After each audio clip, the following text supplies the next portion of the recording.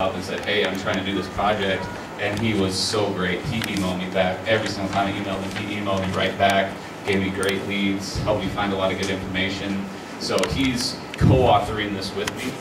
And the other medical doctor is Dr. Stephen Harris, and he is kind of known as the guy in California. He's like the main Lyme doctor in California. He used to be an associate professor at Stanford, so I mean he's pretty well known in the Lyme community.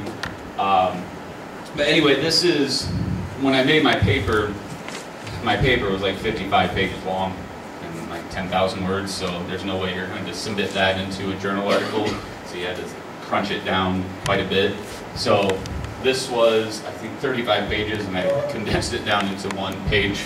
But this is just kind of some more information about these children, when they were first diagnosed with autism, when they were first diagnosed with Lyme disease, a lot of the symptoms that they had before.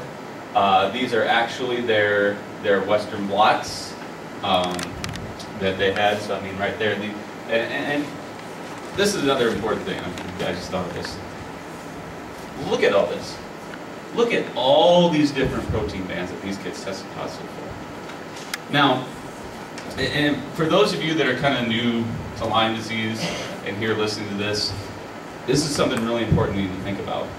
Our son, when we first found out that my wife had Lyme disease, you know, we looked and found out a ton of information, and we kind of saw some information about how it could be passed on congenitally. So we rushed to the doctor's office and got our son tested right away.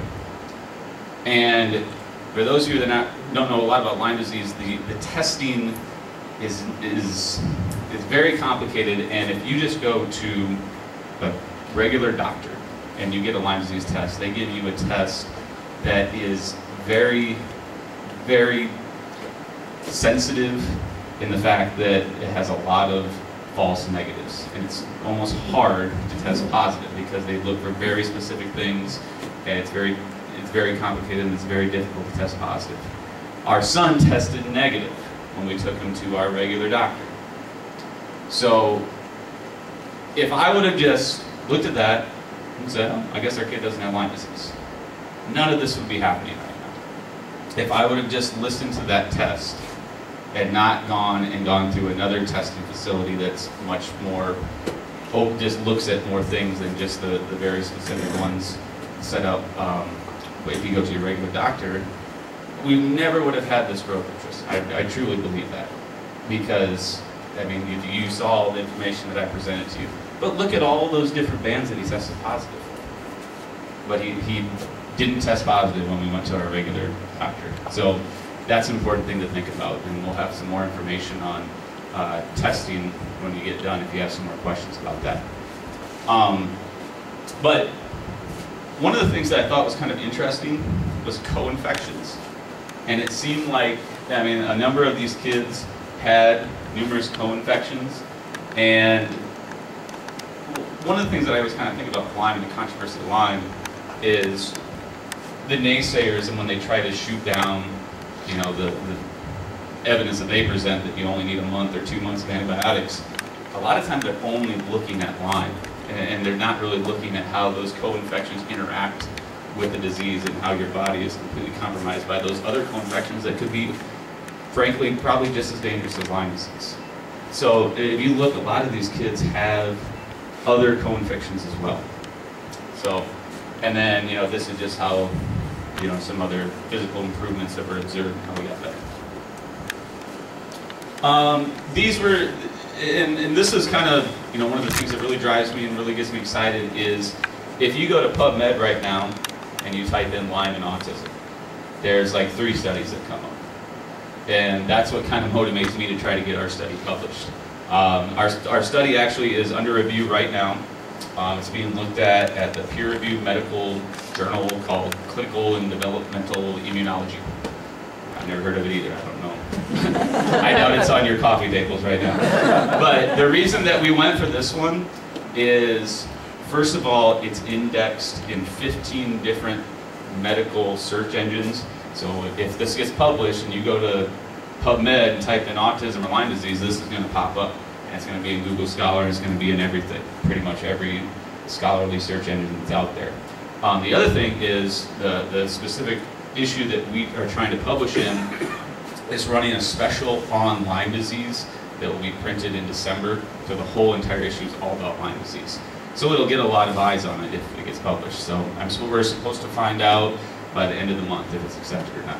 So, but the only ones that you'll see right now, if you go to PubMed and you look this up, there was a study conducted by this doctor in 2003 where he looked at 48 children with autism and tested them, and 20% came back positive for Lyme.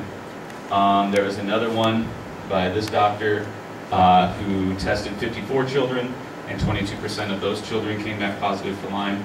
And then I went out and actually contacted an assistant of Dr. Charles Ray Jones. And if you've seen the movie Under Our Skin, he's the older gentleman that was, he's the only pediatric Lyme disease specialist in the world, really. So he strictly treats children. And when I talked to his assistant, and they said of all of the children with autism who has came into their clinic, 50% have came back positive for Lyme disease. So those are kind of the only studies that have really gone on so far.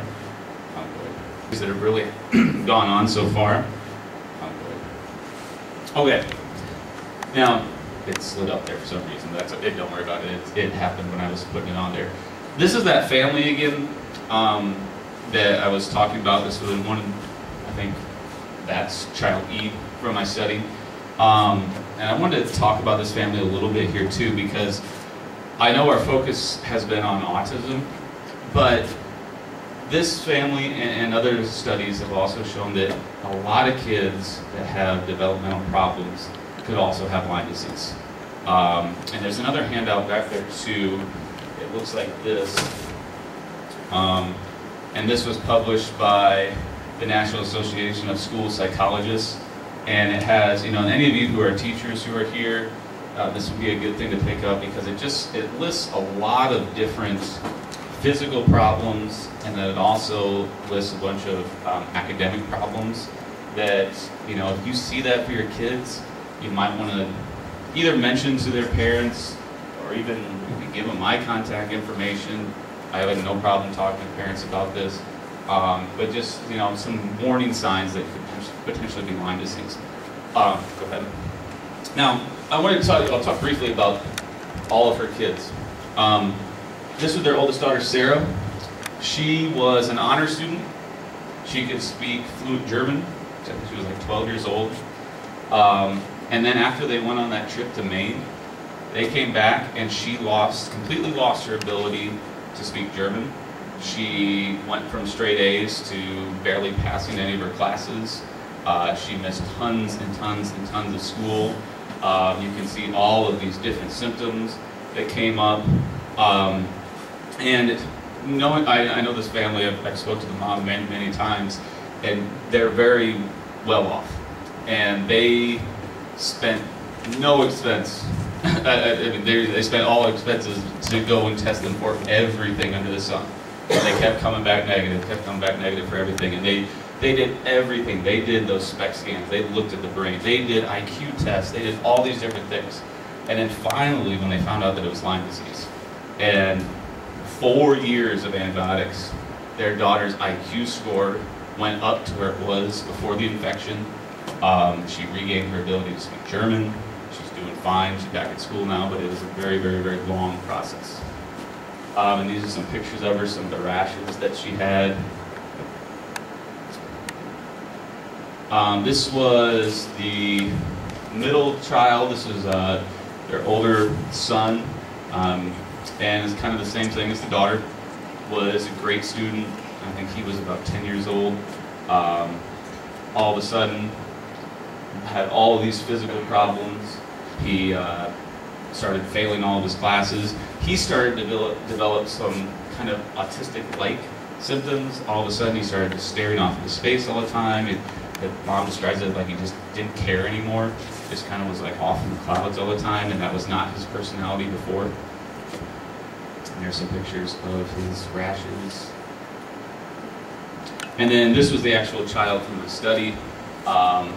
He was 18 months old when they found out that he had Lyme. He was a little bit younger when he started to go through that progression.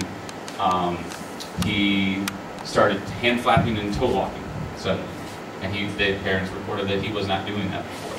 He had all these physical symptoms.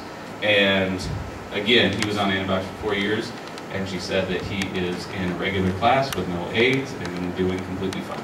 And has friends and is having no problems whatsoever. Okay, now, that's kind of my end of my paper, but I also wanted to kind of talk a little bit about some new avenues that we're looking at.